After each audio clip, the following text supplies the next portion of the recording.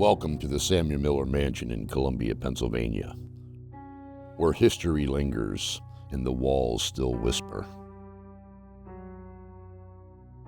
What you are about to experience is one of the most documented hauntings in America. Built in 1804 by Samuel Miller, later home to the Bank and Bridge Company, where during the Civil War, Union Army generals made the fateful choice to burn the Columbia-Wrightsville Bridge, pushing the Confederates to Gettysburg. And in the basement, the original archway of where a stop on the Underground Railroad remains. Some guests swear they've seen apparitions stepping out of the tunnel. In later years, Columbia became a safe haven for freedom seekers.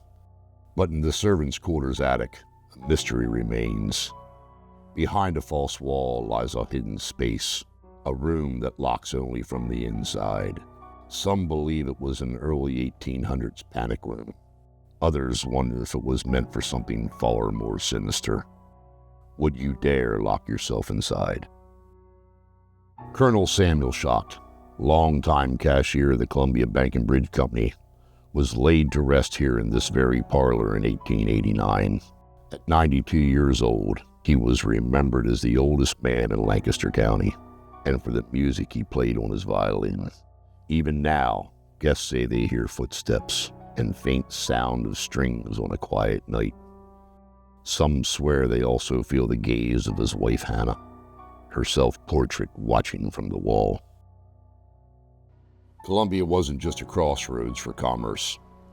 It was a railroad town. In 1896, a trolley lost its brakes coming down Chickies Hill and crashed here in Columbia. 6 lives were lost, including the mayor, and dozens more were gravely injured. Since then, the rails have never sounded the same. Here at the Manor, every time a train rumbles by, activity surges. Voices swell, lights flicker, and shadows stir. Are they the echoes of the tragic night, or is it something darker? Perhaps a curse left on this land by a tormented river witch. In the early 20th century, P.G. Brenneman ran a feed business here. As automobiles replaced horses, the business crumbled. Today, remnants of the mill rest in the basement, where guests report seeing what is referred to as the crouching woman, waiting, watching in the shadows. When the mansion was expanded, this original exterior window of the loft was kept inside the house. Step through it, and you enter the magic window room, where guests report a woman's voice, knocking responses, and even being touched by unseen hands. Something just pushed on my arm right here. From the 1940s to the 60s, the Baker Toy Company filled these halls with the sound of machines producing children's playthings. Today, those echoes linger in unsettling ways. Voices of children are often heard in the parlor and upstairs kids' room, with several spirits said to call the manor home. One may be 8-year-old Mary McKissick, whose passing was memorialized in the local paper. And then there's Baby Ann Boleyn, a doll believed to carry an attachment, which continues to unnerve investigators to this day. After sitting vacant for many years, S&G Printing took over, but the activity never stopped. Workers heard footsteps, knocking, and the owners had the first known sighting of the crouching woman.